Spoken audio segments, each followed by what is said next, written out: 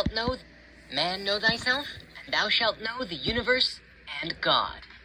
Pythagoras. You know, that triangle dude.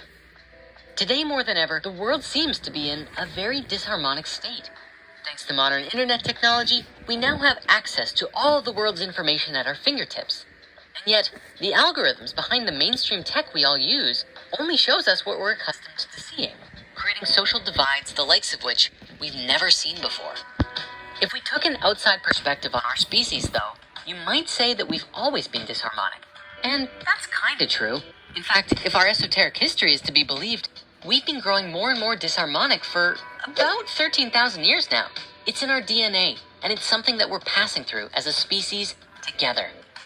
There is good news, though. We're nearing the end of this paradigm, this karmic cycle of disconnection and suffering, and ideally, we will never be here again. At the moment, we're just not in tune with ourselves, and our collective consciousness is beginning to realize it. The reason for our disconnection from the soul is actually fairly simple. And no, it's not about politics, greed, capitalism, or any of that stuff. In fact, all of those are simply long-term manifestations of the real problem, which lies on a deeper, much more personal level. The true problem actually lies in our old way of thinking, creating tension on every level.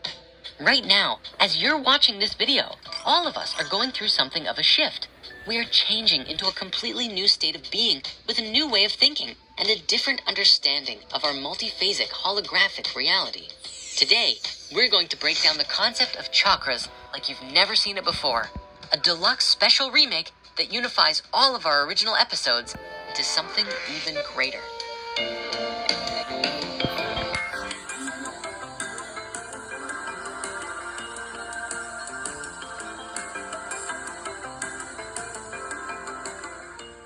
If you've been around this channel long enough, or have seen like any meditation or spiritual-based movie of the last 10 years, you'll probably know that one of the most central and core themes of many New Age disciplines is the 7 chakra system.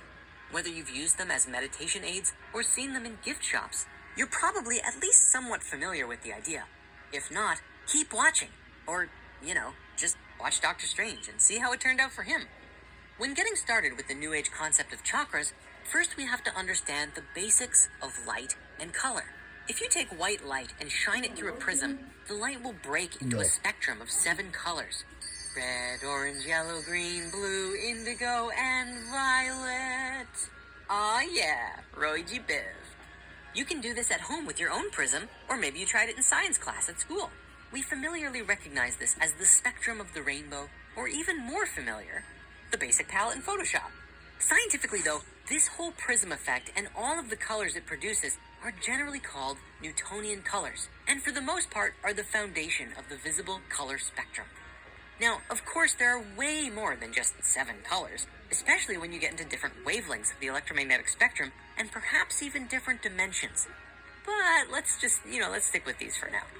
The thing about color is that each one actually has its own vibration. Red has the longest wavelength and the slowest vibrational frequency, and today we generally recognize it as warm and stimulating. Violet has the shortest wavelength and the fastest frequency, and we recognize it as cool and calming.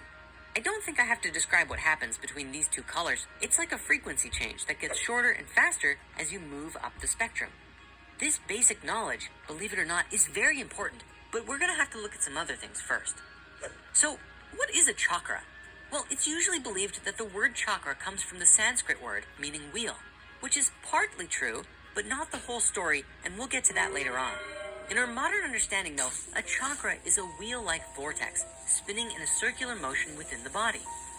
It forms a vacuum in the center that draws in energy on a vibrational level and can draw in anything from color vibration to thoughts and feelings of other people that we come into contact with.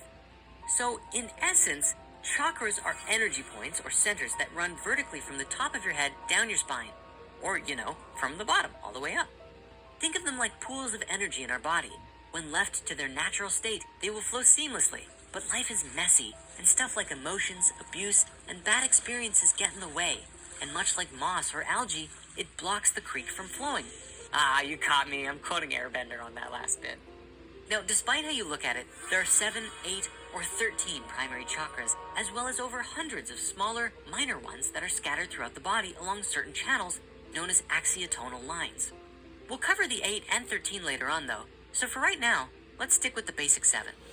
As we understand it, your chakras are kind of like the etheric motor of the soul. Not only do your chakras draw in energy, each and every chakra radiates an energy or vibration and governs over a major organ or gland connected to other body parts that resonate at the same frequency. To have balanced and aligned chakras will make you happier, healthier, and more in tune with yourself. When one chakra center is out of sync, it may eventually affect the organs and glands that it's connected to and cause the chakras neighboring it to also go out of sync, causing a chain reaction and many bodily imbalances. A chakra can become out of balance when it is overactive, underactive, or possibly congested or blocked. This is almost always felt on a mental, emotional, or physical level. The benefits to energizing your chakras and learning about them are primarily for our harmony of mind, body, and spirit. Your mind alone cannot nurture your whole being, nor can a proper food diet solve all of your problems. It is through your chakras that you can learn to balance all aspects of yourself, bringing you into a healthier state of consciousness. As we mentioned earlier, each chakra is connected to an organ or gland, which governs over a section of the body. The order of the chakras is generally thought to go from the bottom up, starting with red and changing vibrations in each chakra until you get to violet. However, we've recently discovered that you can explore them the other way, starting with a higher awareness and bringing it down into your body. This is exactly the methodology behind the 7-day transformation, a one-of-a-kind course that has seen thousands of people change their lives and share their stories about it. And you can learn more about that by clicking the link in the description. It truly is profound. Now, when you break light apart, you get 7 colors. These are the same 7 colors that our physical body is tethered to. What would you see if you were to look at a human being through an etheric energy prism? Are we bodies of light? Think about it. Now, not only does each chakra connect to an organ or gland, but each chakra also has a very specific trait. The first chakra is survival and is connected to the adrenal gland. The next one, the sacral, is governs sex or interaction and is connected to the reproductive organs.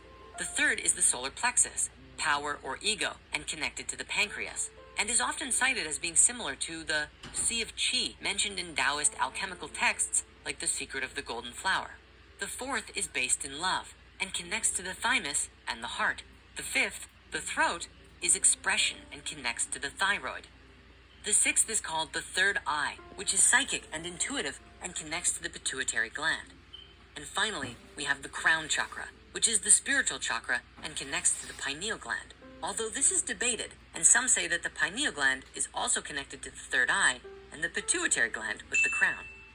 Now, survival, sex, power, love, expression, vision, and spirituality. These are the 7 traits through which we grow and are at the core of our being and relate to our existence on a fundamental level. Understanding this system and being present with it can help us find out where we're in or out of balance.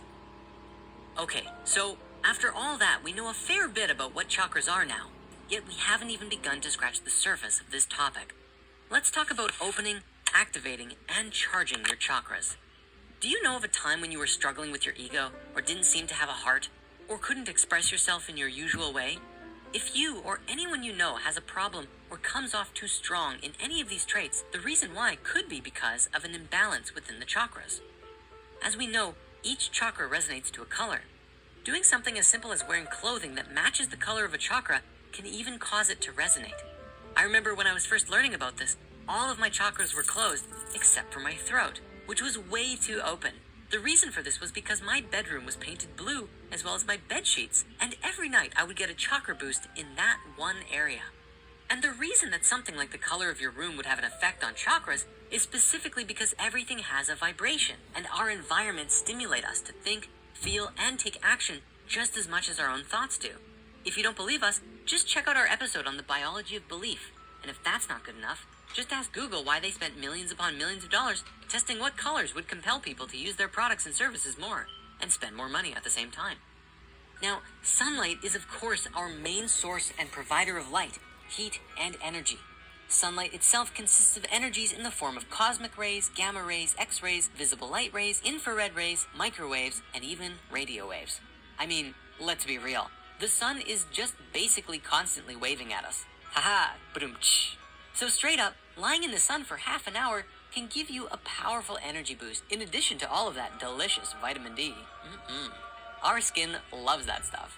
In fact, the practice of sun gazing during sunset or sunrise, when it's actually safe to do, is an ancient practice that was said to bring numerous benefits and skyrocket your ascension process that is attested to by many ancient yogis.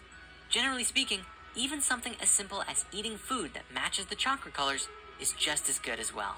Seriously, it's believed that eating red tomatoes and apples are good for the root chakra. Eating greens are good for the heart. Could blueberries and eggplants open your mind? At least blueberries. You open up an eggplant and it's like, psych, solar plexus, fool. Does this make you want to eat healthier?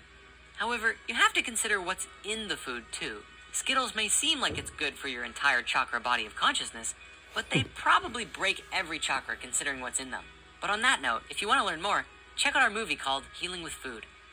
Finally, the best way to open your chakras, hands down, is meditation. There are tons of meditations and chakra cleansings out on the web. In fact, we've made one too, and we'll share it with you soon.